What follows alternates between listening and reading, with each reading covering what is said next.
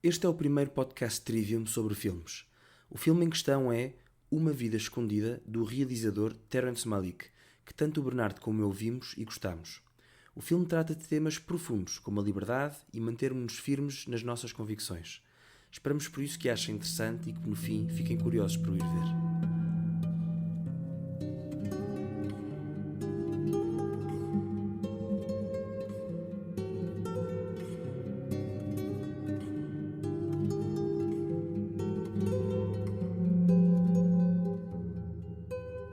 Olá a todos e bem-vindos a mais um podcast Trivium, onde dois jovens falam sobre a sua procura por aquilo que é bom, belo e verdadeiro.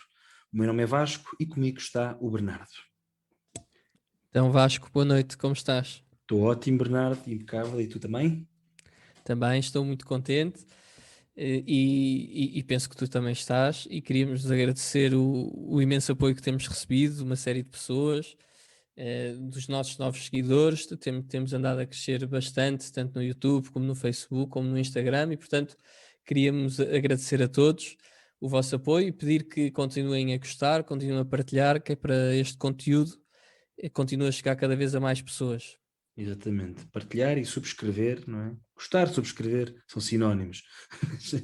Mas é isso mesmo, Não, continua. não é sinónimos. Por acaso não é? No YouTube dá para pôr lá o thumbs up, o que é o gostar, e dá para pôr o subscrever com sininho. E é para fazer essas coisas todas, faz favor. Isso.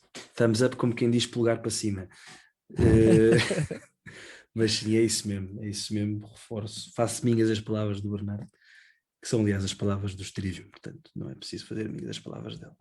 Então, Bernardo, Exatamente. parece que hoje nos trazes aqui um filme, não é? Um filme que ambos vimos, É verdade. E é a primeira vez que falamos de um filme. É é uma nova verdade. categoria aqui no Trivium, sempre a inovar. A primeira de muitas vezes, naturalmente. Então, é verdade, como tu estavas a dizer e bem, hoje vamos apresentar um filme e um grande filme, que é para começarmos bem. Foi um filme que o Vasco e eu vimos recentemente, apesar de não ser.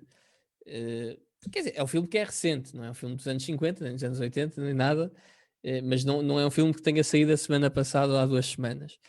Mas como é um filme que nós consideramos um filme bom, e tal como aos livros, os filmes bons são intemporais, eu acho que, não, que continua a fazer todo o sentido falar deste filme e falar de outros filmes clássicos do cinema em episódios futuros. E o filme, sem mais delongas, é o Hidden Life, Uma Vida Escondida, no seu título em português, se não estou em erro, do Terrence Malick, que é um filme de 2019.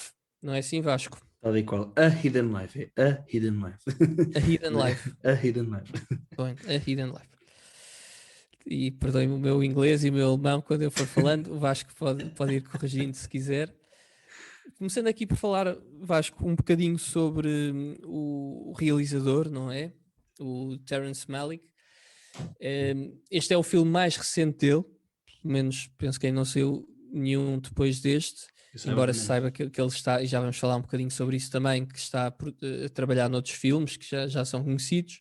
E este realizador é um realizador que é conhecido por filmes como The Tree of Life, com o próprio Roger Ebert, que é um dos mais conhecidos ou mais reputado, certamente, crítico de cinema.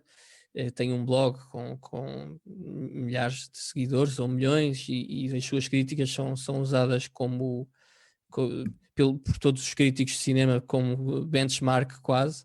E o Roger Ebert, como eu estava a dizer, considerou um dos melhores filmes de sempre, este The Uhum. Tree of Life. Que é com o Brad Outro Pitt, salvo erro. Eu não vi o filme, mas sei que É é um filme com o Brad Pitt, Sim. exatamente, e com. Não sei se há assim outros atores que sejam muito conhecidos. Eu também não sou um grande conhecedor de atores de Hollywood, nem fora de Hollywood, mas de Hollywood não sou. Mas é a história de basicamente de uma família em que, em que o pai e o filho têm uma relação tensa, e aquilo vai intervalando com umas paisagens e com umas Uhum. passagens cósmicas do espaço. É um filme que eu conheço e já comecei a ver, creio que não vi até ao fim. Já foi há algum tempo que tentei ver o filme e na altura achei um bocado aborrecido, mas fiquei com vontade de o tentar voltar a ver, para perceber se aquilo era de facto falta de educação minha, artística, falta de educação artística neste sentido, ou se de facto o filme é mesmo aborrecido. Mas isto é até bom eu estar a dizer isto, porque uma das coisas que eu queria dizer precisamente sobre este realizador é que ele é um realizador que é algo controverso, mas é sem dúvida um realizador que é muito profundo, e mais do que isso é um realizador que tem um background que é como se diz em alemão, um pano de fundo. Tem um background, vou manter no background e não vou dizer disparados.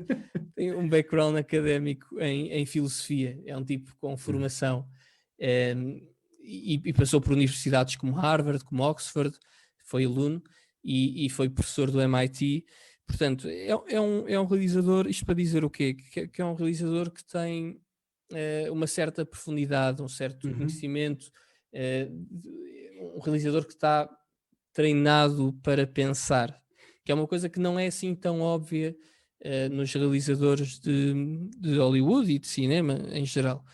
E isto aqui, por este motivo ou por outro, o facto é que os seus filmes exploram temas filosóficos profundos, com um grande enfoque naquelas que são as questões últimas, como a questão do sofrimento, do sentido da vida, o sentido religioso, o pecado e a graça, ou a própria morte.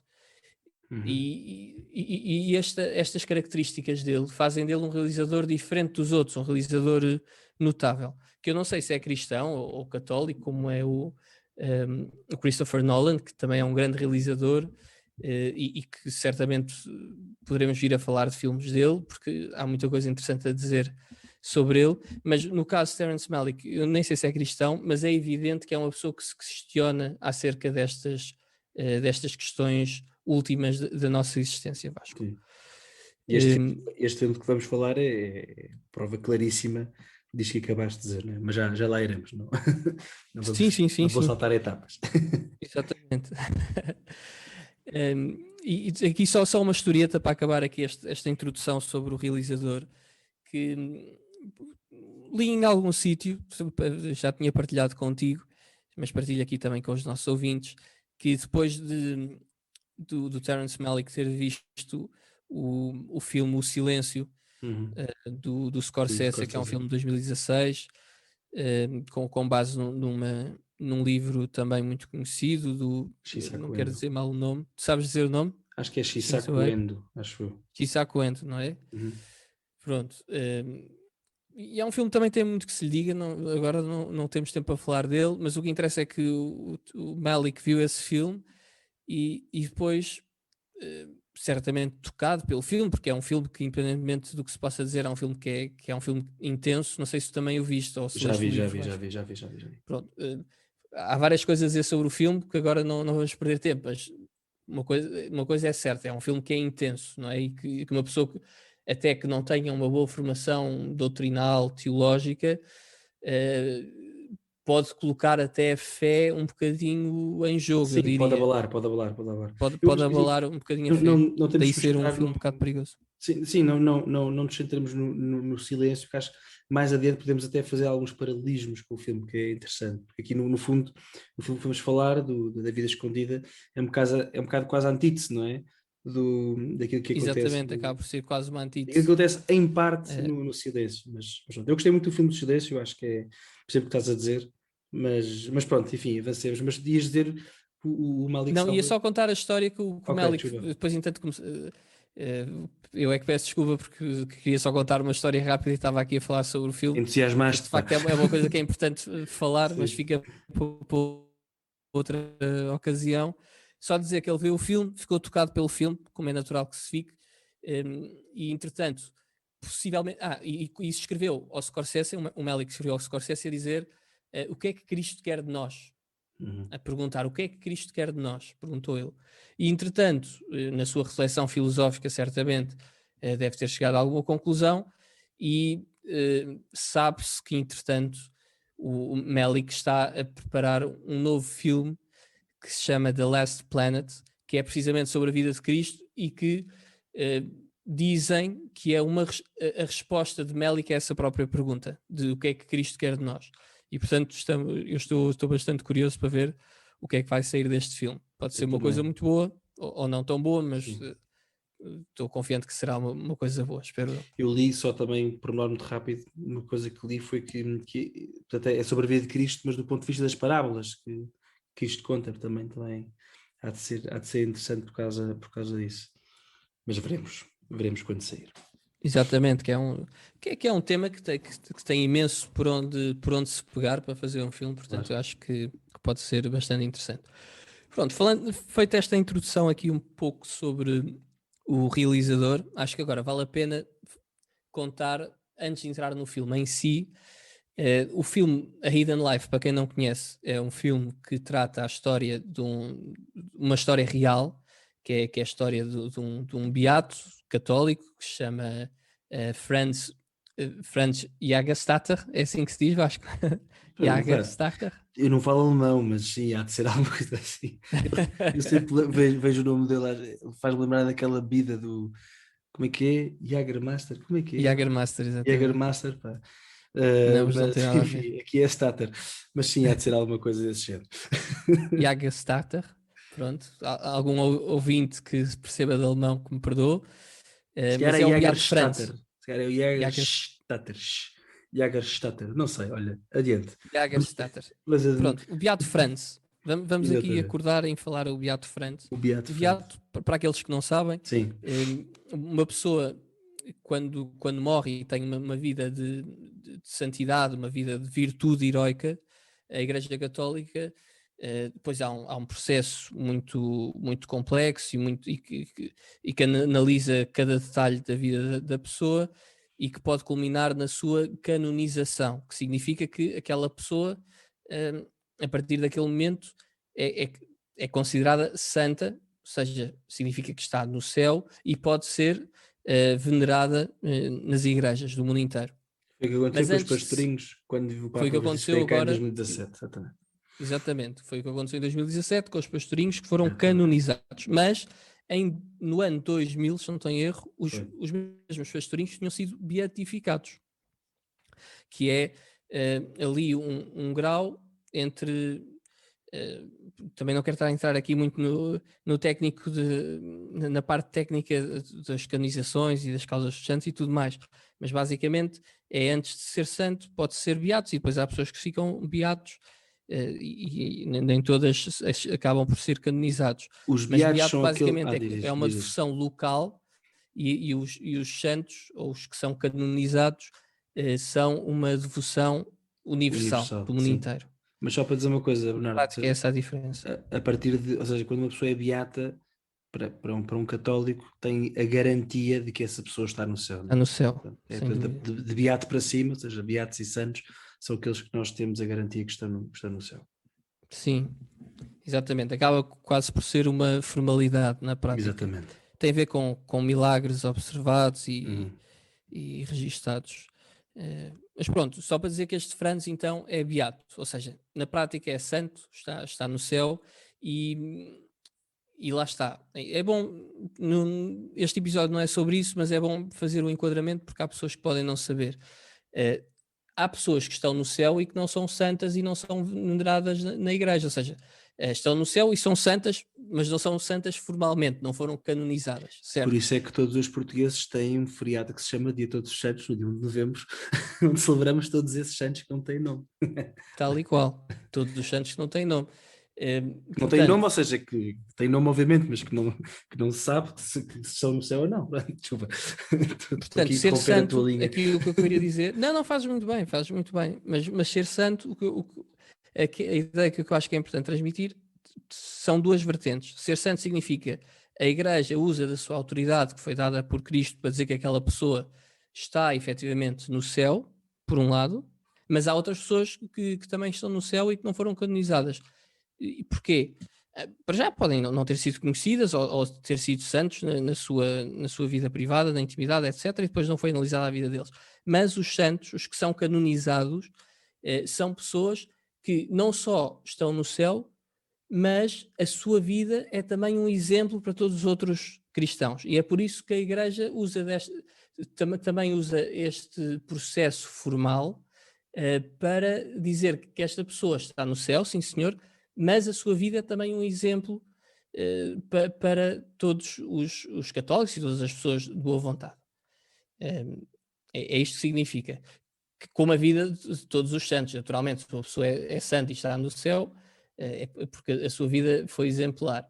Mas há vidas que foram públicas e outras que não foram assim tão públicas. No caso dos santos canonizados, é sinal que de uma forma ou de outra acabou por se tornar público aquilo que são as suas virtudes heroicas.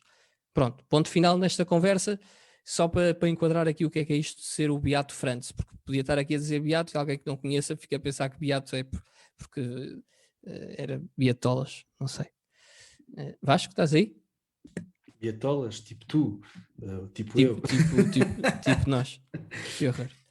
Não, de todo. Nós somos muito radicais e muito rebeldes. É isso. Mas então, A Vida Escondida, estava eu a dizer, é um filme que é inspirado então na vida deste bem-aventurado Franz, o Beato Franz, como se costuma dizer, que foi então, como já expliquei também, um mártir católico, de nacionalidade austríaca, e que foi decapitado em 1943 pelo regime nazi. E porquê? Porque se recusou a jurar a fidelidade a Hitler. E depois, Bernardo, disseste decapitado, beatificado, certo? Só para ficar decapitado. claro, decapitado. Boa. Foi Boa, quer dizer, decapitado. o quê? Boa, não, má. Estamos a falar aqui de uma pessoa, pronto, morreu há menos de 100 anos, não é? Portanto, é alguém muito É um próximo. bocado escandaloso. Em 1943, quer dizer, já estavam os nossos avós todos vivos, Uhum. ou os nossos pais, dependendo da idade que as pessoas que estão a ouvir têm. Ou inclusive algumas pessoas que nos estejam a 1943 ouvir. não foi assim há tanto tempo, não é? Sim. Ou as próprias pessoas que nos estão a ouvir, claro. Não foi assim há Foi há tanto muito tempo, pouco não é? tempo, Vasco? exatamente. 1943. Sim. E decapitar, não é? Uma coisa completamente bárbara. Só pensa na Dá também que guilhotina da pensar. Revolução Francesa, mas não é preciso ir tão longe. De Não facto, é preciso ir impressionante. tão longe. Mas depois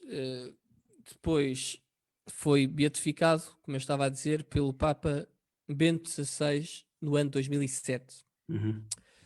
E, portanto, estava eu a dizer que, antes de avançarmos, eu acho que seria bom de termos aqui um pouco sobre a vida do Beato Franz, que, como vimos, é um santo dos nossos dias e que tem tanta coisa a dizer-nos num tempo em que somos confrontados diariamente com a ridicularização da nossa fé, ou no mínimo um certo desprezo pela nossa fé nos mais variados contextos, não é?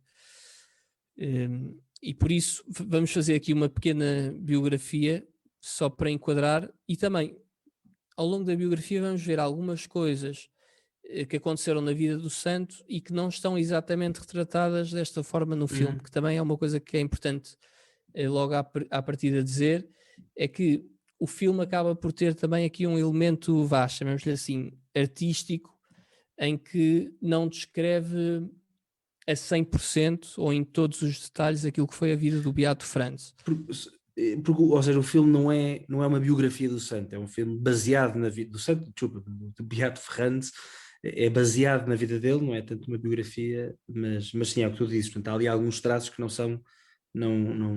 filme não retratam aquilo que foi a realidade. O que, na minha opinião, depois poderemos dizer adiante, acho que não retira valor nenhum ao filme, atenção, na minha opinião, mas pronto, mas deixo-te agora falar. Sim, na então minha sobre também. Não é consensual, há pessoas que criticam o filme por ele não ser totalmente fiel àquilo que é a Eu acho história. que não há filme que não seja criticado por alguém.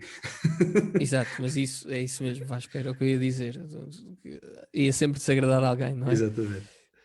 Então, fazendo aqui uma breve biografia do Beato Franz, ele nasceu a 20 de maio de 1907 em Sankt Redgung, na Áustria. Que Não me chatice, perguntes aqui como vai é ter que uma isso se data de diz. nomes difíceis. Radegund. Sankt Radegunda. Nem sei. Redgung. Santa Radegunda. Epá, eu tenho que ir ver quem é esta santa. Mas desculpa, continua. Na Áustria. Este episódio vai ser difícil de ouvir. Pois vai. E o Beato Franz é um beato que vem, é uma pessoa, aliás, antes de ser beato, que vem de um contexto socioeconómico de enorme simplicidade. Filho de uma mãe solteira, era empregada num hotel, o seu pai biológico morreu, era o beato ainda muito jovem, e depois mais tarde a mãe casa com um homem que é o Heinrich Jagerstatter, que o adota e lhe dá depois então o seu apelido. Isto aqui quando ele tem 10 anos, em 1917. E portanto o apelido dele, Franz Jagerstatter, vem deste pai adotivo dele, que casou com a mãe depois do seu pai biológico ter morrido.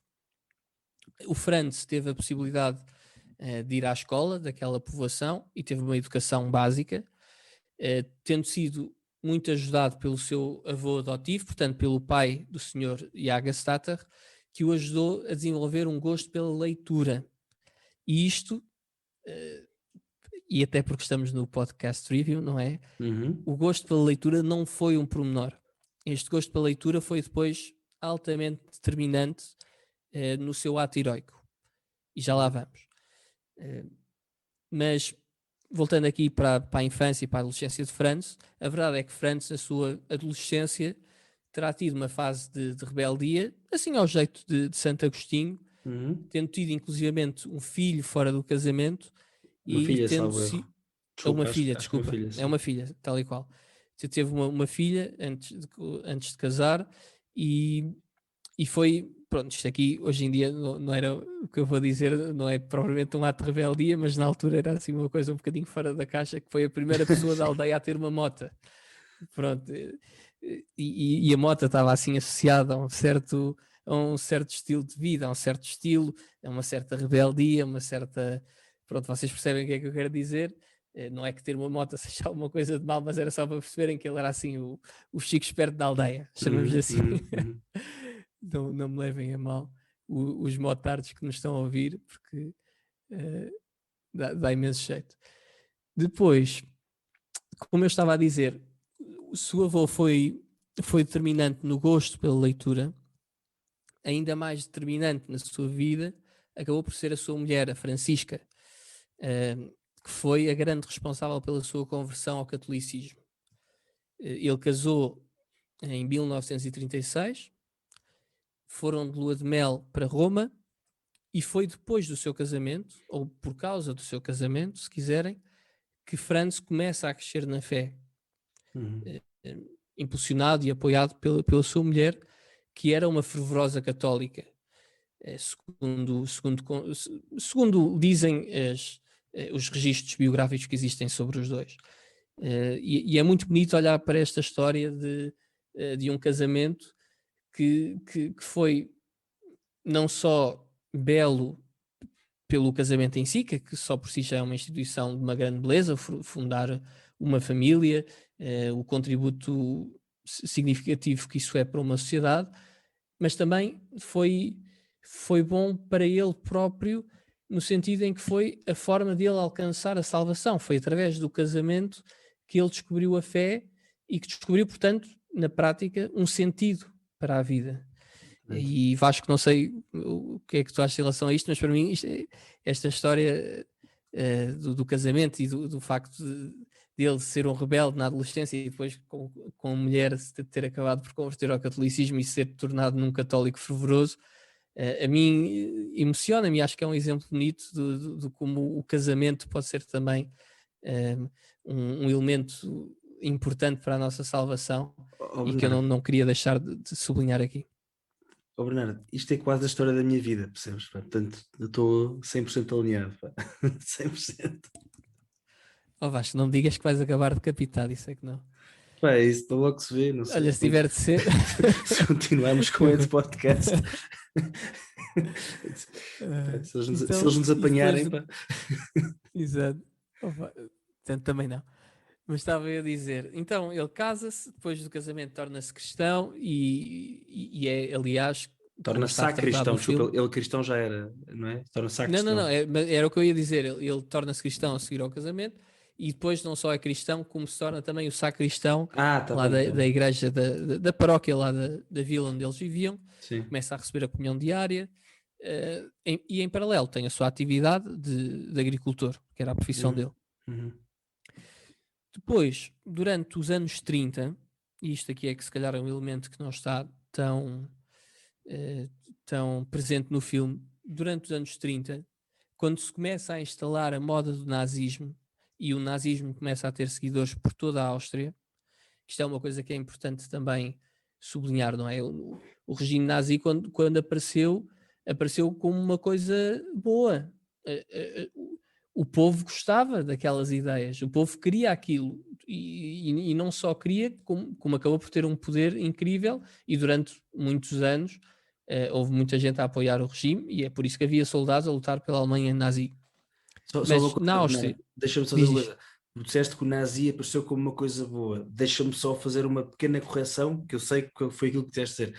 Que tu quiseste dizer, que é, o nazismo apareceu com criando a percepção de que podia ser uma coisa boa, porque não era obviamente bom, não é? Ou seja, o Mein Kampf do Hitler já tinha sido escrito e já quem quisesse estudar um bocadinho já sabia quer dizer, aquilo não tinha ponta para onde pegar, pelo menos no que tem a ver com ser bom, não é? Ou seja, era obviamente desde o início que no nazismo era pernicioso, não é? Mas sim, é como tu dizes, ou seja, aquilo fruto se quiseres, de uma dinâmica populista, entusiasma as pessoas, é um facto. Mas desculpa, foi só para depois ninguém ter a ousadia de andar para aí a dizer que o Bernardo disse que o nazismo era uma coisa boa no início. Está bem? Desculpa. Fizeste muito bem, Vasco, porque era precisamente isso que eu queria dizer. Ou seja, naturalmente o nazismo sempre foi mau desde o início.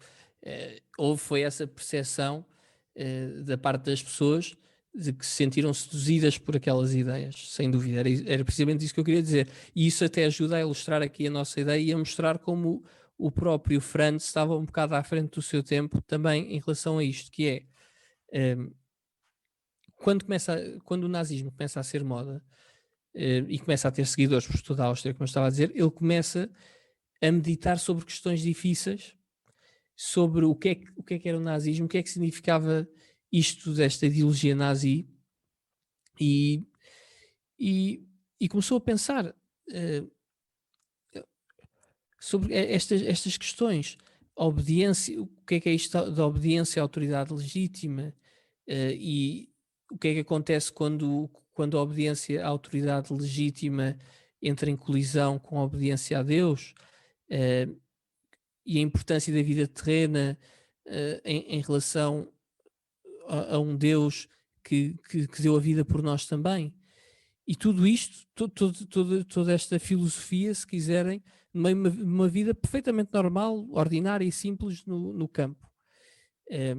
E isto é uma coisa que nos faz pensar que a fé e a santidade são coisas que são para todo mundo, não é um luxo para intelectuais urbanos, não é para beatos, agora no sentido depreciativo, como nós estávamos a falar no início do podcast. Pelo contrário, a fé é uma coisa que é para os simples. Aliás, os simples até têm mais facilidade em aderir à fé, precisamente pela sua mais fácil adesão à verdade, que está impressa na realidade concreta que nos envolve, que nos rodeia. E por isso é que, não raras vezes, as pessoas mais simples são aquelas que conseguem alcançar mais facilmente a santidade.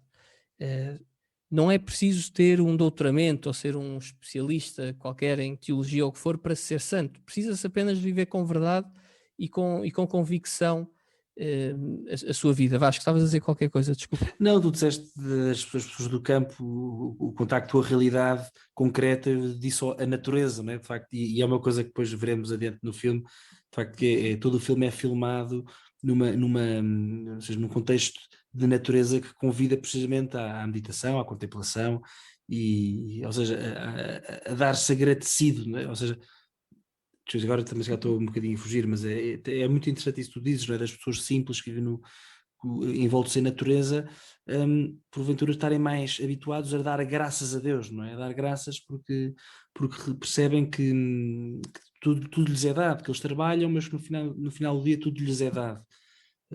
E daí também, se calhar, a maior propensão para a santidade. Mas não sei se era isso que querias dizer ou não, quando falaste na realidade concreta que os rodeia, mas pronto, era só uma notazita. Era sem dúvida isso. No fundo, acaba por ser o que eu queria dizer, por ser aquela dimensão simples de haver duas posturas. Há mil posturas, naturalmente, mas há duas grandes posturas de encarar a vida. Há uma, se quiser chamar mais aristotélica, em que se olha para as coisas no real, para aquilo que elas são e que vivemos com o mundo como ele é, com as suas coisas boas e com as suas coisas más, e depois há uma via mais platónica, não que Platão não seja um extraordinário filósofo, não é isso que está em causa, mas uma mais platónica das pessoas que se deixam moldar demasiado por ideologias, estás a perceber? Sim. Que é um problema tão patente no nosso tempo. E era um bocadinho nesse sentido que as pessoas que vivem naturalmente e que olham para a realidade à sua volta com realismo e com simplicidade, muito mais dificilmente se deixam levar ou sequer compreendem coisas como a ideologia de género. Estás a perceber? Esta coisa das pessoas terem 1000 géneros e o género não ser a mesma coisa que o sexo, e que o sexo e que cada pessoa escolhe o que quer ser. Estás a perceber? Sim. Tudo isso é fruto de uma concepção mais ou menos intelectual, mais ou menos baralhada daquilo que é o real, o concreto, o normal do dia a dia. Quer dizer, qual é que é o problema dos bebés gostarem mais de azul e das bebés gostarem mais de cor de rosa? Mas hoje é uma guerra, um campo de batalha. Dizer que o menino é azul e o menino é cor-de-rosa, estás a perceber? Ou que a menina brinca com bonecas e o menino brinca com carros, que é uma coisa que é natural, está escrito na natureza das pessoas. Enfim, hoje não é o tema, mas era Mas para é um bom explicar aquilo. tema. É um bom tema e que vamos falar certamente, mas era aqui para ilustrar um bocado o que é que eu queria dizer com as pessoas simples, que olham para a vida com simplicidade, com realismo, para as coisas concretas em vez das coisas mais ou menos mirabolantes, acabam por ter também mais facilidade em descobrir as coisas últimas da natureza e da vida. Mas estava a falar então desta meditação que o leva a fazer estas questões complicadas sobre a obediência, devemos obedecer antes aos homens, ou antes a Deus, antes à autoridade, o que é que nós temos?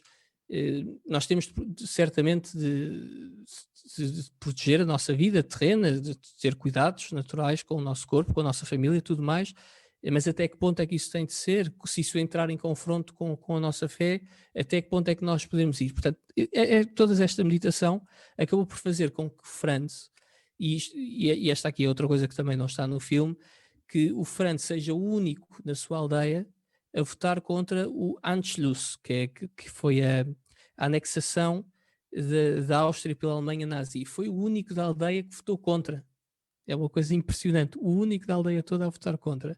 E não é isto que está representado no filme. Foi isto que lhe trouxe problemas, foi o ter votado contra a anexação da Áustria, mas no filme é aquela questão do serviço militar, etc. Esta parte aqui não está representada. Pois, efetivamente, ele faz serviço militar 2 vezes, faz em 1940, e depois, com a ajuda do autarca local, que seria seu amigo, conseguiu voltar para a sua quinta e tomou uma firme resolução, que foi também resultado da sua meditação. Percebeu que não se sentiria bem consigo próprio, com os seus princípios e naturalmente com Deus, se combatesse pelos nazis. Ou seja, tomou a firme resolução de se recusar a combater caso fosse chamado a combater pelos nazis. Porquê? Precisamente porque chegou à conclusão que esta guerra era uma guerra que era injusta e que seria um grave pecado combater pelo lado dos nazis. Mas esta visão não era consensual na altura. E a dada altura até há um escrito do Franz em que diz que o entristecia, que se sentia triste por ver que havia católicos a defender que a guerra podia não ser assim tão injusta porque ia acabar com os bolcheviques. E ele perguntava-se, mas esta é uma guerra que é contra os bolcheviques ou contra o povo russo? Não é? E então, como eu disse, ele em 1940 faz o primeiro serviço militar, consegue voltar à quinta, mas em fevereiro de 43 volta a ser chamado para o serviço militar e apresenta-se em março, deixando clara a sua intenção. Portanto, não vou combater do lado dos nazis. Ou seja, Bernardo, só para trazer aqui para a conversa um termo moderno que toda a gente conhece, não é? Estamos na presença de um objetor de consciência. Objetor de consciência. Exatamente. Chuva. já conseguimos falar em cor e tudo. Já viste. Mas é isso mesmo. Então ele apresenta-se ao serviço militar, mas como objetor de consciência. Meus amigos, Muito bem, fui chamado para o serviço militar e estou a cumprir aqui o meu dever cívico, mas uma coisa é certa, não vou combater do lado dos nazis. Agora decidam o que é que querem fazer comigo. E outra coisa que não está no filme, ele disse que aceitaria fazer o serviço militar, naturalmente, por isso é que se apresentou, mas aceitaria fazer funções não violentas, por exemplo, ser paramédico. E esse pedido foi recusado. No filme, não é isso que acontece. No filme, eles, a dada altura, propõem que ele fosse como médico ou como paramédico, e ele é que estava com uma opção qualquer que estava a recusar-se a querer ser paramédico. Mas ele, na vida real, ele tinha-se disposto, não que o fizesse com um gosto, naturalmente, mas percebeu que estaria ali no limite daquilo que ele consideraria ser aceitável fazer, também tendo em conta o risco grande que ele estava a fazer a sua família correr, não é? É bom lembrar que a família dependia dele. Não é como hoje. Na altura as famílias eram muito mais dependentes do chefe de família, do pai. E, portanto, havia uma grande responsabilidade também da parte dele para com a família. Isto são decisões que naturalmente não são fáceis. E parece-me que por isso ele aceitaria ser paramédico. Mas esse pedido foi recusado. E Franz foi imediatamente detido, foi julgado em julho e depois foi condenado à morte por sedição. Depois, a 9 de agosto, antes de ser decapitado, escreveu, e isto é uma parte que o filme traz, e bem, escreveu, e aqui é uma tradução livre minha, passo a citar: se tenho de escrever com as minhas mãos algemadas, sinto que isso é bem melhor do que se fosse a minha vontade a estar algemada.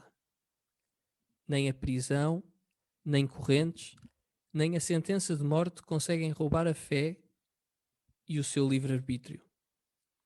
Deus dá-nos tanta força que somos capazes de suportar qualquer sofrimento. As pessoas preocupam-se com as obrigações de consciência no que diz respeito à minha mulher e às minhas filhas. Mas eu não consigo acreditar que só porque ter mulher e filhas, um homem é livre de ofender a Deus. E esta frase aqui, ou este conjunto de frases poderosíssimas, demonstram uma enorme liberdade, por um lado, não é? A capacidade, porque liberdade, se calhar já falamos um bocadinho à frente do que é a liberdade, mas a liberdade não é fazer aquilo que se quer, não é? É ter a capacidade de conseguir fazer aquilo que está certo, e todos nós sabemos, a começar por mim, o quão difícil é ser livre, não é? Olha, por exemplo, no podcast que nós fizemos também sobre o Covid, em que falámos sobre ter horários, falámos precisamente sobre essa dimensão. Mas ser livre é uma coisa que é difícil e requer uma grande virtude também. E aqui mostra que ele é um homem verdadeiramente livre porque conseguiu fazer aquilo que era o mais difícil, mas que ele sabia que era o mais certo. Acho que ele era o melhor. E depois aqui uma coisa duríssima, porque ele tinha, toda a gente sabe, um amor gigante pela sua família. Isso no filme acho que está completamente explícito, que não foi por desprendimento da família, de todo que foi desprendimento da família. Foi algo que ele sabia que era superior ainda ao amor gigante que ele tinha pela mulher e pelas filhas, que é a certeza serena, mas forte, de que existe um Deus e que é esse Deus que dá sentido à vida e que se ele fizesse a vontade de Deus, isso só lhe trazia mais garantias de que o futuro ia ser ainda melhor para a sua família, não é? E portanto, isto aqui na teoria é fácil de explicar e é fácil de compreender, mas na prática é dificílimo de fazer. E isso é que dá o grande valor e faz dele um beato, ou seja, um exemplo para todos nós naquilo que é a sua vivência da fé. Só dizer uma coisa, Bernardo, que é muito interessante isso, porque eu lembro-me, eu vi o filme há alguns anos do verão, depois no verão comentava o filme com outra pessoa que tinha visto e enquanto eu tinha achado o filme, enfim, fenomenal, de facto muito bom, essa pessoa não tinha gostado e sobretudo tinha-lhe feito muita confusão toda a questão da mulher, porque às tantas a mulher também vai ter com ele à prisão, quase como que para o demover, não é, desta sua, enfim, desta sua convicção. Se bem que depois também não é bem assim, porque a própria mulher acaba por dizer aquilo que fizeres eu estou contigo, e é muito bonito também, já falaremos adiante sobre a relação entre ele e a sua mulher, mas o filme, essa pessoa, pronto, disse-me que lhe fez muita confusão isto dele abandonar, não é, a mulher e filhos, mas no filme, e o filme que está baseado inclusive nas cartas que ele escreve e que a mulher lhe escreve, e é muito bonito porque toca muito na dimensão da esperança, não é? E acho que, por isso é que isto eu compreendo, imagino que para uma pessoa que não tenha esta visão sobrenatural, como nós lhe chamamos, não é? Sobrenatural da própria vida, não é? E de perceber que tudo não acaba no momento da morte, não é? Aliás, é muito bonito, que já foi a um funeral, já ouviu, não é? Que aquela oração, que a morte não é o fim, mas a vida apenas se transforma na morte, não é? Portanto, não é para um crente, não é? A morte não é o fim. E a dada altura no filme, ele escreve uma carta às filhas. Eu não sei se imagino que esta carta seja verídica, lá está, o filme está baseado nas cartas, em que ele escreve às filhas e à mulher, e é tão bonito que ele diz que devemos voltar a ver-nos, não é? Esta certeza de que, apesar do sofrimento, não é? Que inevitavelmente eu estou a passar e que vos deixo, não é? Este sofrimento não é a última palavra, não é? Porque há a esperança de voltarmos a estar juntos e estar juntos no céu, que é a perfeita alegria. E a propósito disto, há pouco tempo eu li a encíclica do Papa Bento XVI, Spes Salvi, né? Salve na Esperança, e tem aqui uma frase que me parece espetacular e que explica bem todo este drama do sofrimento que aos olhos do mundo é incompreensível, mas que para os olhos de um católico, nunca deixando de ser exigente, faz todo sentido. E diz a frase que é: o sofrimento, sem deixar de o ser, não é? De ser sofrimento, torna-se, apesar de tudo, canto de louvor, não é? Isto é muito engraçado. Eu acho que o Terence Malick passa isto muito bem, não é? O filme é mesmo um canto de louvor à vida deste homem que, como tu dizes, soube ser livre. Porquê? Porque soube escolher aquilo que tinha a certeza que era o melhor para si e no final do dia o melhor para a sua família também, porque é verdade que a família ficou, enfim, durante algum tempo, enquanto estavam vivos na Terra, sem pai, sem marido, mas deixou-lhes a esperança de que vale a pena, enfim, para um católico vale a pena lutar pelo céu, não é? Mas enfim, de facto é fascinante, não te quero aqui agora interromper muito mais, mas é muito, muito bonito. Não me estás a interromper, isto aqui supostamente é um uma diálogo. conversa, é uma conversa. Portanto, quando eu estou a falar também te estou a interromper a ti, então, se calhar. Mas pronto, isto aqui terminamos então com a biografia do Franz e vamos entrar no filme propriamente dito. E queria aqui só, ao entrar na descrição do filme e na análise, se quiserem, fazer aqui uma pequena nota, um pequeno introito para dizer que, tal como acontece nos livros, que nós já temos falado, os melhores filmes da história são aqueles que nos aproximam da verdade. E a verdade com V maiúsculo, para nós que somos católicos, é Deus, não é? Mas a verdade sobre a natureza humana também. Se repararmos, qualquer um dos grandes clássicos do cinema, tal como os grandes clássicos de literaturas, são filmes o quê? O que é que têm em comum? São filmes que revelam algo de profundo sobre a natureza humana, que é uma natureza que não é meramente material. E é isso que nos emociona nos grandes filmes. E é isso que faz com que não seja aborrecido repeti-los e que faz com que eles não passem de moda também, não é? Porque há aqueles filmes que são os filmes aquelas comédias românticas que passam a vida a sair e que tem muita graça a ver uma vez, para quem acha graça, tem muita graça a ver uma vez, mas ninguém suporta ver duas vezes ou três vezes mesmo esses filmes que não têm profundidade absolutamente nenhuma, não é? Que não nos dizem nada Deus nos livre, à nossa tal vida. coisa. Mas porquê? Porquê é que isso acontece? Precisamente porque são filmes superficiais que apelam mais aos apetites a maior parte do tempo do que ao nosso intelecto, à nossa vontade até.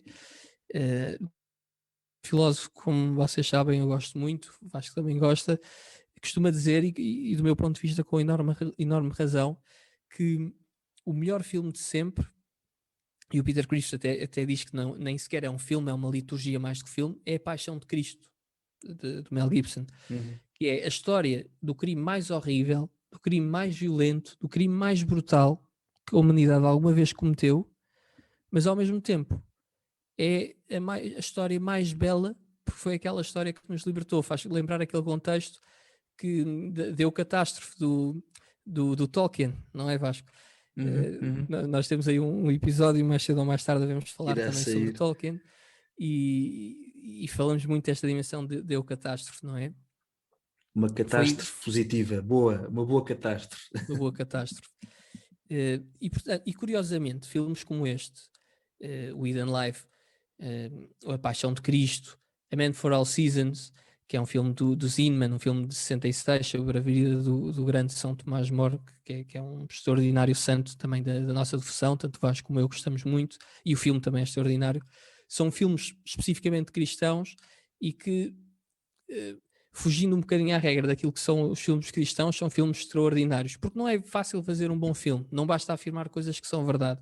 Os filmes especificamente cristãos, e aqui dar aquele exemplo do God's Not Dead e não sei o quê, são filmes que às vezes até são feitos assim com boas intenções e que têm mensagens giras, mas às vezes sentimos que falta ali uma dimensão qualquer artística, não são belos, falta-lhe ali qualquer coisa que talvez seja por não serem plausíveis, por não serem como as coisas acontecem na vida real, não estarem conforme a realidade, não expressarem a realidade da natureza humana, não é?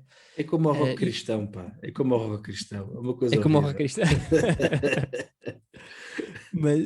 mas ó Vasco, isto para dizer o quê? Que os grandes filmes só o são quando conseguem transmitir alguma verdade. Os filmes e os livros, não é? Sim, sim. Mas os filmes é a mesma coisa, naturalmente. Só são grandes quando conseguem transmitir alguma coisa que é verdade sobre a natureza humana. Porque é isso que nos move. E por isso há filmes extraordinários que, não sendo explicitamente cristãos, conseguem manifestar com bastante profundidade aquilo que é a natureza humana. É o caso do Senhor dos Anéis, os livros e os filmes também são bons, o filme A Lista de Schindler, A Vida é Bela, o próprio filme Citizen Kane, que é sempre considerado pelos críticos de cinema o melhor filme da história. E que são filmes que até podemos voltar a falar, porque de facto são filmes que são históricos e que não passam de moda. Mas voltando então aqui ao Eden Life, fazendo este parênteses inicial, que eu acho que é importante para percebermos o que é que distingue um grande filme, um grande clássico de um filme ok, ou nem ok sequer. Ao contrário do que os protestantes pensam, nós católicos não adoramos imagens nem adoramos santos.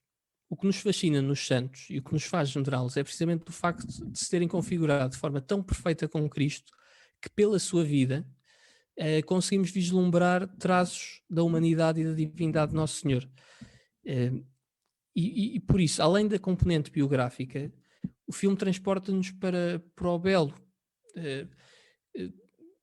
por dois motivos. Por este motivo da beleza, que é uma vida totalmente configurada à vida de Cristo, mas também aquela dimensão que o Vasco há bocadinho estava a falar com muita razão, que leva-nos, e que é uma característica muito típica dos filmes do Terrence Malick, leva-nos para um lugar que tanto o Vasco como eu gostamos muito, que são os Alpes, e o filme está carregadinho de imagens belíssimas, tirar o fogo daquelas belas montanhas. E portanto tem aqui o belo muito presente nestas duas dimensões, o belo na dimensão humana, que é também a dimensão da criação, e o belo da criação, mas a criação natural, da natureza, da beleza que está presente na natureza. E o Malick, como eu estava a dizer, faz muito isto, consegue, e no caso deste filme, cruzar a história concreta de um indivíduo ou de uma família, no caso no caso do Tree of Life, e que neste acaba também por ser uma história de uma família, de certa forma, embora seja mais focada na parte do Beato Franz, e consegue ter a grandeza de juntar coisas muito concretas da vida cotidiana da pessoa com a beleza vertiginosa da natureza, do cosmos. No filme The Tree of Life vai intercalando as imagens da família e das vivências familiares corriqueiras, da discussão à hora da refeição, com uma explosão cósmica na galáxia aqui ao lado, e que, pelo menos para mim, eu acho que é um bocadinho o objetivo do Terrence Malick quando faz estes paralelismos faz-me pensar no quão pequenos somos e quão insignificante é a vida humana, ou quão insignificante pode parecer a vida humana, assim é que é, se não fosse o seu valor infinito, que de facto nasce efetivamente da sua filiação divina e do amor que Deus tem por nós. E isto, portanto, para dizer que não é exatamente um filme comercial, um filme pop, no sentido em que não é um filme fácil de ver. Os filmes de Terrence Malick, como eu disse ao início, não são filmes que sejam fáceis de ver ou de gostar. E desde logo porque dura 3 horas, não é? É um filme que é preciso tirar uma tarde, se calhar, para o ver. Dura E 3 depois é um filme horas que não e se não faz tem cheio de barulho. explosões. Desculpa. Exatamente, são 3 horas sem explosões, sem barulho, sem violência, sem palavrões ou cenas de sexo ou qualquer um desses artifícios que os filmes pop, das comédias românticas e não só, usam para estimular no fundo um bocadinho os nossos apetites sensíveis, não é? Que são esses truques que fazem com que se tenha vontade de ver aqueles filmes, apesar de serem filmes que não alimentam a nossa inteligência. Já estes são 3 horas de uma história que é dura, que nos confronta connosco próprios e de muita contemplação da natureza. Atenção, Como tu estavas a dizer há bocado. não quer isto dizer que não haja bons filmes que tenham algumas explosões, não é? Também faz parte. Sem dúvida, mas o que eu estou a dizer é, Eu e isto é percebo. uma coisa que é muito típica do Terrence Malick, é que é um Exatamente. filme que é não quero estar aqui a dizer de forma depreciativa, mas é um filme que é monótono num certo sentido. Sim. A palavra que tu É disseste, eu acho que é a contemplativo. palavra exatamente, contemplativo. É um filme Sim. que exige contemplação. Uhum. E portanto é um filme que nos convida a contemplação, convida-nos a silêncio, que são duas faculdades da alma que dependem muito da virtude e por isso, por dependerem da virtude, têm de ser treinadas. São-nos naturais e necessárias, obviamente, mas têm de ser desenvolvidas. E nós hoje, como sabemos, e é um dos temas que nós falamos muito aqui no podcast, vivemos num mundo que é um mundo de impulsos, de estímulos constantes, um mundo que tem até quase horror ao silêncio e ao encontro connosco próprios. E portanto, se é assim, e se uma pessoa só consegue viver desta forma, este filme não é compatível com essa modernidade ou com essa forma de estar. Eu li numa crítica e achei interessante que dizia que Malick é mestre em cenas de pessoas a trabalhar no campo, que são abundantes neste filme, e convida-nos a olhar para aquelas cenas meditando sobre a dolorosa beleza desta vida e ao mesmo tempo na ceifa divina que virá. Uhum. Achei engraçado o paralelismo que esta crítica que eu estava a ler fazia.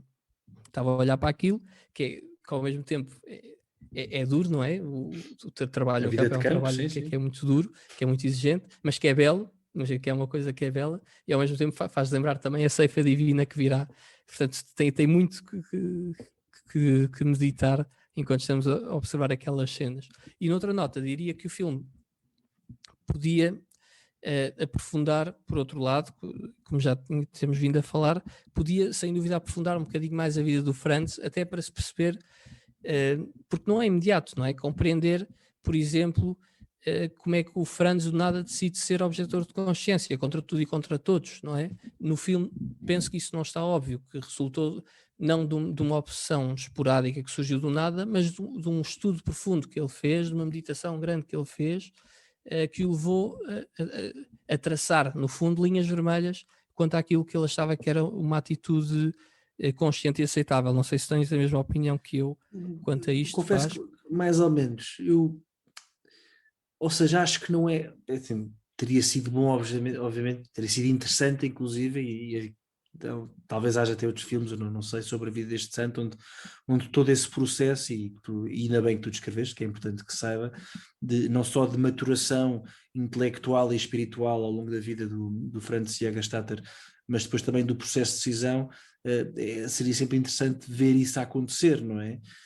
Mas ao mesmo tempo, e aceitando a vontade do realizador de nos querer inclusive dar um Beat Franz até um bocado diferente do real, porque até segundo li também o próprio Franz era uma pessoa até por vezes até um bocadinho irascível e exuberante, não é? E a personagem que nos é dada no filme é uma personagem bastante calma, bastante silenciosa, portanto, acho que até em termos de feitio não são a mesma pessoa. Mas pronto, dito isto, eu acho que respeito obviamente essa vontade do realizador, e acho que ele mostra isso que tu estás a querer dizer, não por palavras certamente, mas mostra com a vida, não é? Vai mostrando com cenas, vai mostrando, por exemplo, o aspecto de católico da vida da personagem no filme não está de todo ocultado, não é? Portanto, eu até acho que é de valor, não é? Que o realizador associe toda a imagem católica, não é? A esta pessoa que tomou esta decisão, não sei se me estou a fazer compreender. E no limite depois também as conversas que ele vai tendo com o padre da aldeia e com o bispo, não é? Portanto, que o aconselham a não seguir o seu caminho, não é? E ele vai contra, inclusive, aquilo que era uma hierarquia errada, não é? Neste caso, errada em relação a este tema. Portanto, eu acho que, honestamente, acho que o tratamento seria interessante haver mais conversa, sabemos mais o que é que diz o que é que pensa este Franz, mas acho que a forma como o realizador fez, acho que acaba por passar essa mensagem. Portanto, percebemos que há ali, para usar um termo talvez mais, como é que eu ia dizer? Enfim, não quer dizer mais beato, mas sim, enfim, não interessa. Percebemos que há ali uma unidade de vida, não é? E entre tudo, ou seja, é um homem que, que, que vive rodeado de natureza, percebe que essa natureza vem de Deus, essa é a questão, ajuda a igreja, é um homem justo, é um bom marido, não é? Portanto, há essa unidade de vida que depois, e por vivê-la de forma heroica, não é? Como tu explicaste bem no início, só o pode levar a ser livre e a escolher aquilo que é o que está certo. Espero não ter sido agora um bocado confuso, mas pronto. Não, de todo, acho que dá para perceber perfeitamente o que é que tu queres dizer. O meu ponto tinha que ver com o facto de, obviamente, que tu e eu, ao vermos o filme, somos católicos e estudamos um bocadinho estes assuntos, percebemos o que é que estava ali a acontecer. Mas imagino que uma pessoa que não seja católica a ver o filme possa achar que aquilo era uma teimosia irresponsável da parte do Franz, estás a perceber? Porque não é dado o contexto. Por outro lado, e como tu estás a dizer, e eu tenho de concordar porque de facto tens alguma razão, se é que não tens toda a razão, eh, também é bom, e até for the sake of the art, não é? Haver ali um elemento, um manto de mistério para cada pessoa poder Sim. considerar na sua própria intimidade o que é que o levaria a tomar uma decisão daquelas, não é? Se calhar pode ser isto. Eu acho que efetivamente o que o realizador quer fazer com isto, e até, como tu dizias, ao retratar um Franz diferente daquele que ele eventualmente seria na vida real, é precisamente para que o contraste seja ainda mais claro, não é? Eu acho que o que o Terrence Malick quer fazer é criar aqui um contraste gritante entre, por um lado, um homem simples do campo, de uma vida. Não era um intelectual, não era um bispo, não era nada, era um homem simples do campo, e ao mesmo tempo eh, era um homem, foi um homem que seguiu hum, até às últimas consequências as suas convicções e foi coerente consigo próprio, que é uma dicotomia que é poderosa e que é verdadeira. Por outro lado, eu acho que este filme consegue pôr qualquer pessoa, pelo menos a mim, pôs-me a pensar nisto, mas que consegue pôr as pessoas a pensar até onde é que eu iria, não é? Porque todos nós dizemos que temos princípios, temos valores e somos pessoas de convicções, mas até onde é que nós temos convicções, não é? Até Uhum. quanto é que tem de apertar connosco para nós libertarmos as nossas convicções? Humanamente falando, não é? Nós sabemos que podemos contar com a graça e que se de facto fizermos tudo o que está ao nosso alcance, Nosso Senhor nunca nos vai pedir mais do que aquilo que nós somos capazes de dar, não é? Portanto, por muito agreste que seja o cenário, nós temos essa esperança, mas de um ponto de vista meramente humano, perceber até onde é que eu seria capaz de ir, não é? Hum. Eh, que é uma coisa que as pessoas também podem, que é um pensamento que também podem chegar às pessoas, por exemplo, no filme do Silêncio, que estávamos a falar há bocado. Se bem que é a antítese deste. E isto foi uma ideia muito forte que me passou pela cabeça quando eu estava a ver o filme. Porque todos sabemos que é importante lutar por aquilo em que acreditamos até às últimas consequências, mas há uma coisa que nós sabemos ainda melhor do que isto, que é nem todos somos obrigados a ser heróis, não é? Nem todos, não é obrigatório ter atos heróicos, mas pensamos nós, mas temos, não é? Mas na realidade se calhar até temos de ser, ou pelo menos temos de fazer aquilo que está ao nosso alcance, ou o melhor que podemos para o ser, porque não nos é pedido menos do que a santidade para termos uma vida feliz e para termos essa felicidade verdadeira, eterna, que tu estavas a falar há pouco, que é o céu. Não nos é pedido menos do que a santidade. E o caminho para atingir a santidade é um caminho que é árduo na vida de toda a gente. Numas manifesta-se de uma forma mais espetacular, mais física, com martírio por decapitação. Noutra pessoa pode ser o viver heroicamente com uma família grande e com poucos recursos. Noutra pessoa pode ser a recusar tudo para ir para um mosteiro ou para ser padre. Ou seja, a toda a gente é-lhes pedido que se ponha a carne no assador, utilizando aqui uma expressão popular, espero que me desculpem, mas temos de temos de entrar em jogo. A todos é pedido isso, a ninguém é pedido menos do que isto. E só assim é que conseguimos alcançar qualquer coisa. Temos de nos dar, temos de morrer para viver, como diz como diz no Novo Testamento. Agora não sei exatamente a frase, mas quem não morrer não viverá. Como é que é, Vasco? Tu sabes sempre estas frases de cabeça melhor do que eu. Quem não perder a sua vida por mim. Não, sim, meu Deus, quem quiser ganhar a sua vida, perder lá, e quem quiser dar a vida por mim, exatamente, é isso que eu queria dizer. ganhar lá, uma coisa assim. Obrigado, os exegetas que nos perdoem também. Mas é isso. Pronto. Mas era isso, acho que uma coisa que me preocupou era o que é que uma pessoa não católica poderia pensar acerca do filme. Poderia pensar que ele era um louco, um irresponsável, qualquer coisa desse género, mas como tu dizias, e com razão, era o mesmo que diziam de Jesus Cristo os pagãos, e não só os pagãos, também os judeus achavam que aquele era um louco ou que era mentiroso. Só há bocado falaste da questão do silêncio, enfim, falaste do princípio e agora mencionaste há pouco, só porque há aqui um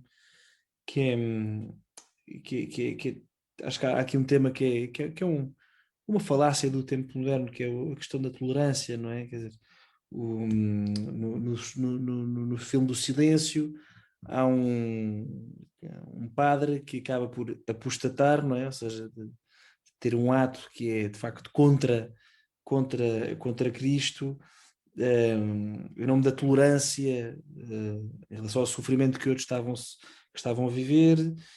Portanto, ele foi o bom porque foi, como é que eu ia dizer, tolerou e agiu de acordo com aqueles que achavam, aqueles que viam a vida de forma diferente, não é? Neste caso, tratavam-se das pessoas do Império Japonês, não é? Que o obrigavam a apostatar, caso contrário, morriam pessoas. Pronto. Obviamente, pedir para mim isso não está certo, porque no limite, e uma vez mais, como a morte não é o fim, não é? Mesmo aqueles que estivessem a sofrer à conta do tal padre incapaz de apostatar, no limite morreriam como mártires, não é? Porque morreriam pela fé. Mas agora olhando aqui para este filme, a questão da tolerância poderia-se pôr, não é? Mais valia teres tolerado, não é? O regime nazi para que a tua mulher e as tuas filhas não sofressem, não é? Mas uma vez mais, quer dizer, o amor a Cristo sobrepõe-se não é? Sobrepõe-se até todas as realidades humanas. E outra vez, uma vez mais, quer dizer, com a esperança de que a morte não é o fim, não é? A morte é apenas uma transformação.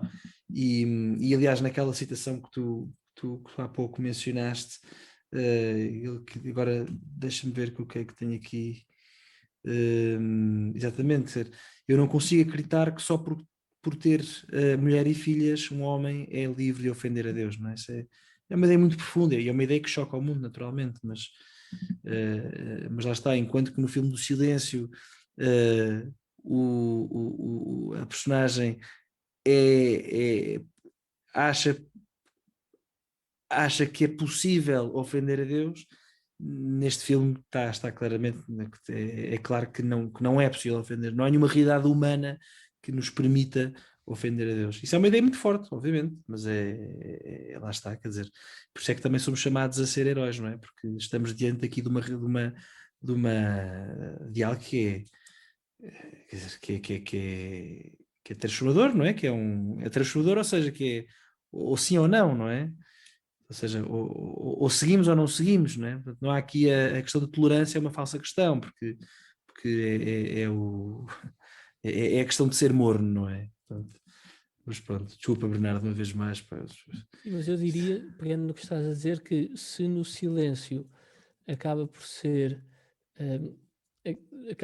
uma vitória do desespero, aqui há uma vitória da esperança neste filme, Tal e não qual, é? tal e qual, tal e E qual, daí tal e ser qual, um tal e bocado a qual. antítese, como tu dizias ao início.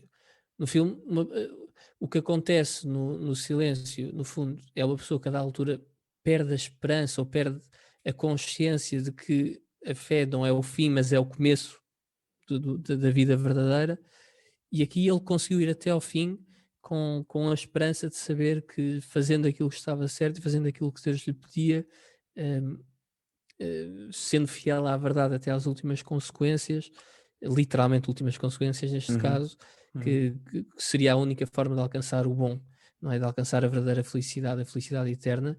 E é importante dizer que isto aqui, do ponto de vista espiritual, é verdade, mas do ponto de vista material, humano, também acabou por ser verdade, porque nós vamos ver, e a mulher e as filhas eram as maiores fãs dele, apesar de todo o mundo ter dito na altura, e de ser o que diria se fosse hoje em dia outra vez, que ele era completamente louco por estar a abandonar a mulher e as filhas. Não, as mulheres e as filhas ficaram com ainda mais respeito, ainda mais admiração, ainda mais amor pelo pai, que soube dar a sua vida pela verdade e por aquilo que era justo e que era verdadeiro, não é?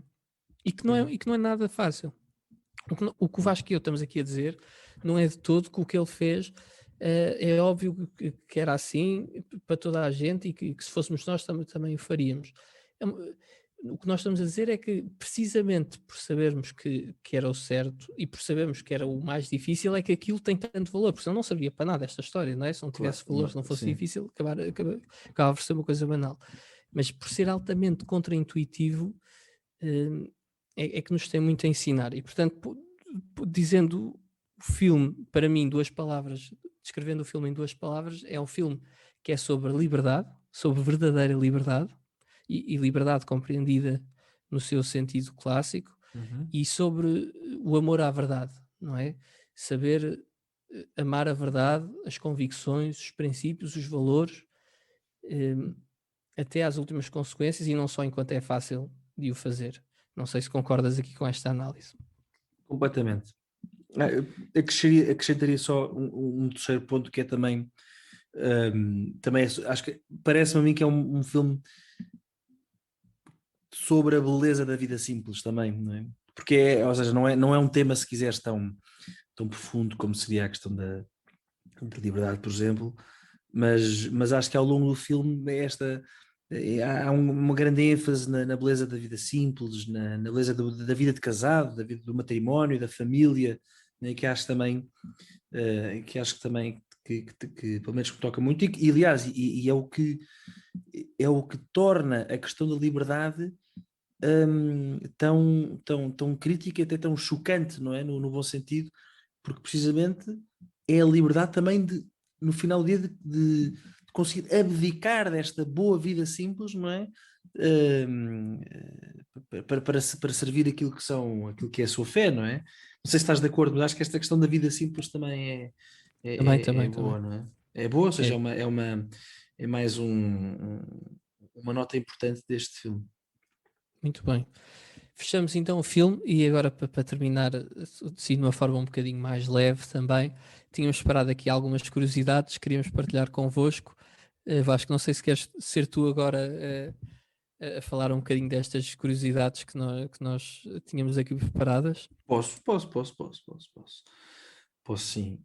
Então, a primeira curiosidade que temos aqui é que o Terrence Malick demorou 3 anos a editar este filme, portanto, este filme de 2019, só, imagino que em 2016 já tivesse tudo gravado, não é? Portanto, foram precisos 3 anos para fazer todo o trabalho de edição. No fundo, demorou um ano a editar 1 hora de filme, não foi em média 1 hora Exatamente, de filme por exatamente. ano. Um ano para cada hora, tal e qual, tal e qual, tal e qual.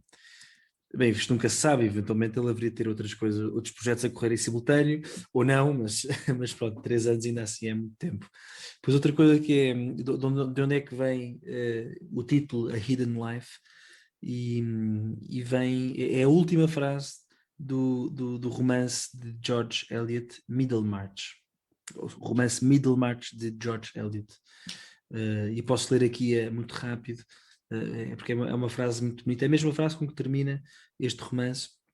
Diz assim: For the growing good of the world is partly dependent on unhistoric acts, and that things are not so ill with you and me as they might have been is half owing to the number who lived faithfully a hidden life and rest in unvisited tombs. Então a gente percebeu o que eu disse, né? Naturalmente. Vou fazer agora aqui uma tradução muito, muito rápida, que é que o bem que existe no mundo depende em parte de atos não históricos, não é? Uhum. Pronto, portanto, o bem do mundo vem no fundo de realidades que a maioria de nós desconhecemos, e que o facto de que as coisas não estejam assim tão más para ti e para mim dependem em parte daqueles que viveram fielmente uma vida escondida, não é? E que descansam em túmulos não Túmulos são não visitados, não é? visitados. Exatamente. Epá, é uma frase É uma frase muito fortíssima e que liga muito bem sim. com aquela Agora, parte da isto simplicidade. só aqui um aspecto, por acaso, à parte, um paralelo em relação a esta curiosidade, que é, ou seja, no final do dia, isto não é um ato não histórico, não é? E o túmulo de Franz Jägerstätter não é certamente um túmulo não visitado, não é? Mas é precisamente Ó Vasco, esta. mas hoje, não é? Na altura, Na ele era altura o não, último tal e dos qual, tal e últimos qual, da tal e qual. história. Mas é também esta ideia de que, quer dizer, que enquanto católicos também nos dá tanto consolo, que é perceber que eu imagino, quer dizer, os carrascos deste homem, quer dizer, qual é que terá sido o último pensamento em relação a este homem e a tantos outros que estavam a ser decapitados naquele dia, não é? Que miserável, ou até algum palavrão, ou um mau pensamento, não é? Quer dizer, que, que terrível forma de acabar a vida, não é? O que é que terão pensado os carrascos? Mas depois, aqueles que são venerados e lembrados, quer dizer, não são os carrascos, mas são estes homens que deram a vida, que foram livres, como tu disseste. Eu acho que isso é uma ideia muito, muito, muito forte, não é, da nossa fé. Mas continuando aqui com as curiosidades, praticamente Mais técnica toda, agora. mais técnica, exatamente, toda a iluminação do filme é natural, é engraçado, portanto, e é fenomenal, quer dizer, o filme é de facto muito bonito, e enfim, filmado lá está, nos Alpes austríacos. Quer dizer, por acaso, quer dizer, não sei se o filme em si é filmado nos Alpes austríacos, mas creio que sim, por acaso, creio que sim. Eu acho que sim, eu acho que sim. Eu Ainda acho que há muitas cenas que são mesmo lá naquela aldeia. naquela aldeia de Santa Radegunda, que eu já fui ver, foi, entretanto, para estavas aqui a falar isto, estarmos por Zoom para É para as transmitir pessoas estas. verem a atenção que o Vasco tem quando eu Não, falo. não, Vasco, se nem tu é, queres ouvir, como é que os nossos ouvintes podem ouvir? é aquela falácia do multitasking, pá. Eu finjo que sei fazer, mas foi uma mulher de um rei merovingio, da dinastia dos merovingios, salvo erro. Mas pronto, adiante. Que muito fez para difundir o catolicismo, enfim, o catolicismo, o cristianismo no século VI, salvo erro. Mas pronto. O filme tem ainda duas citações do filósofo grego Platão, que são... Eu disse que era um bom filósofo, atenção, embora tenha naturalmente. utilizado aquela dicotomia simples entre platonismo e aristotelismo. Platão é um grande filósofo e que temos todos muito a aprender com ele, sem dúvida. E estas duas frases são um exemplo disso mesmo. Desculpa, Vasco. Não, eu vou ter que aprender alguma coisa porque vou ler a Apologia de Sócrates, como disse no podcast, já publicámos sobre os 18 livros que queremos ler este ano. Mas pronto, e há duas citações que são faladas por personagens do filme, que a primeira é melhor sofrer uma injustiça do que fazê-la, não é? Que é uma bonita citação, e a segunda citação é: nenhum mal pode acontecer a um bom homem, não é? Um homem bom. Isto acho que é uma ideia muito forte. Nenhum mal pode acontecer a um homem bom, não é? Porque um homem bom, que é o caso deste Ferrando, sabe-se sempre protegido por Deus, portanto mesmo a morte não acaba por ser um mal. Isto é muito interessante. Então, são duas citações de Platão. O quarto do Franz Jägerstätter, que lá está, aparece nas filmagens, está tal e qual era na altura, portanto nos anos 30 e 40, em que é filmado o filme. Portanto, o quarto está tal e qual. Engraçado, é um cuidado que Terrence Malick teve. É o filme mais comprido de Terrence Malick, portanto 3 horas. O filme começa com uma Citação citação de Kierkegaard. de Søren Kierkegaard. The tyrant dies and his rule is over, the martyr dies and his rule begins. Portanto, o tirano morre e acaba o seu poder, não é? O mártir morre e começa o seu poder. O poder, talvez, o rule não é bem poder, é o seu domínio, não é? Portanto, o tirano morre e acaba o seu domínio. O mártir morre e começa o seu domínio. Tem a ver com aquilo que eu dizia, não é? Com esta questão da beatitude e depois da canonização dos santos, dos veneráveis, tudo. É espetacular, sobretudo os mártires, não é? Que morrem sempre em condições tão humanamente falando, tão más, mas depois são aqueles que servem de exemplo para os homens. E que mais 3 curiosidades para terminar.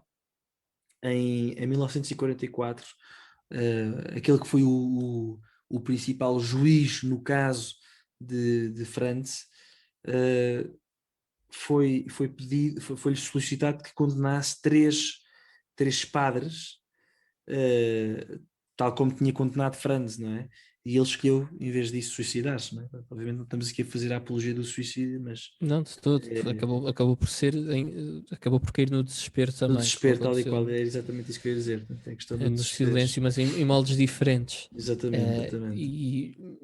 Mas para se perceber que estas decisões entre fazer aquilo que está certo e obedecer a quem tem poder sobre nós rasgam a alma, não são questões fáceis, não é? Rasgam a alma e destroem a vida e portanto, certamente que não, o suicídio infelizmente foi um final trágico e não é de todo o que se quer apoiar aqui, mas mas certamente culpa desse suicídio, desse fim trágico, é das pessoas que estavam acima dele, não é? Tenho uma grande responsabilidade também nisso. E pronto, acho que esta era a última curiosidade, Vasco. Não, eu tenho mais duas. Tens mais duas? Pronto. Achas que eu... Isto não é lá porque o script é teu, pô, não penses que eu não tenho. Ups. Não, mas tenho mais duas coisas engraçadas. Que é, portanto, nós dissemos que ele foi beatificado em 2007. A cerimónia mesmo, portanto, o que acontece normalmente é que o Papa aceita um decreto publicado pela Congregação para a Causa dos Santos. Portanto, o Papa Bento autorizou a sua beatificação, mas depois há mesmo uma cerimónia, uma missa, onde a pessoa é oficialmente beatificada, neste caso, e quem presidiu a beatificação do Beato Franz Jägerstätter em Linz, na Catedral de Linz, foi o cardeal português Dom José Saraiva Martins, não é? Na altura ele era precisamente o prefeito da Congregação para a Causa dos Santos. Portanto, na altura era ele ainda, não era? Era ele ainda, exatamente. Portanto, algo de português tem a ver com este santo. E a última, sabes que eu sou Cardeal Saraiva Martins está quase a fazer 90 anos. pois já está. Eu acho que ele fez. Não, já deve ter feito, porque eu Não, creio. ele é de ele fez 89 em janeiro, mas Tá faz bem, pronto, para pronto. o próximo Ok. ano.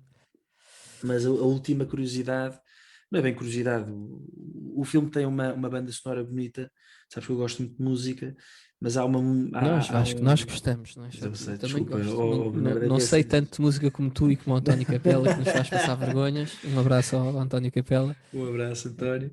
Também gosto e gostava de saber gostar ainda mais. Peço desculpa. O António, para além de saber muito, percebe muito, que é outra coisa. Eu não percebo muito de música, mas sei alguma coisa, se calhar. Tu até Mas achavas que percebias alguma coisa, esquece. mas depois de Não, entrevista ao António Capela os já te reformaste. programáticos, os absolutistas. Pá. Não, Progressista. mas estou a dizer que há progressistas, sim, exatamente. Não, os Isso não sei bem. programáticos que eram os progressistas e os Exatamente. conservadores que eram os absolutistas. Os Mas enfim, absolutistas. mas há uma peça muito bonita que passa no filme, ali na fase em que, depois da mulher ir visitar o Ferranzi à prisão, quase para tentar convencê-lo, mas acaba por dizer-lhe uma coisa bonita, que é onde aquilo que tu decidires, eu estou contigo, não é? Este filme, de facto, desculpa, é um à parte, mas é o amor matrimonial deste filme, acho que está muitíssimo bem representado, é espetacular. Acho que é um filme que também vale muito a pena. Por isso é que há bocado também disse que a questão da vida simples, não é? E a vida do casamento também faz parte da vida simples, como sendo uma coisa boa, também está muito bem retratada neste filme. Mas depois dessa parte, há uma música que começa a aparecer muito repetitiva, com uma senhora a cantar, e trata-se da terceira sinfonia de um compositor polaco católico que se chama Henryk Górecki. É a terceira sinfonia, chama-se também Sinfonia das Lamentações, e é mesmo muito bonito. Eu convido-vos a ir ouvir. É muito a onda do filme, portanto, assim como o filme convida à contemplação e à meditação e ao silêncio, uma sinfonia também daquilo que é conhecido como o minimalismo. Portanto, há muita repetição, mas é uma repetição que também convida esta contemplação. Para quem gosta, por exemplo, o compositor muito famoso da Estónia, o Arvo Pärt, ou até o inglês John Tavener, para quem gostar deste tipo, vai gostar muito de música clássica, vai gostar muito de ouvir o Henryk Górecki, que aliás tem também um totus tus muito bonito que compôs quando de uma visita do Papa João Paulo II à Polónia. É o mesmo. É o mesmo Gorecki. É o mesmo Gorecki do Totus Tus, exatamente. Sim. Esse Totos Tu foi cantado Totos Tu foi o que cantaram no meu casamento. O Amigo, Anticor me faz aqui a publicidade ao corpo, acho que não faz mal. no teu casamento e no meu casamento, mas pronto, se é O teu assim, também. só queres Tu falar do teu também casamento. cantaram Sim, essa no meu música. também, no meu também, no meu também. Mas só dizer, ele era. Pronto, É o mesmo era do meu casamento, já viste? exatamente o É mesmo. impressionante. Isto é Impressionante, pá. impressionante, de facto. Se Está não tudo fôssemos ligado. primos, pá. Pois é, nós Mas somos primos, ainda não nós, tínhamos anunciado isso é aos verdade, nossos ouvintes. descobrimos que Pronto, somos fica primos. anunciado.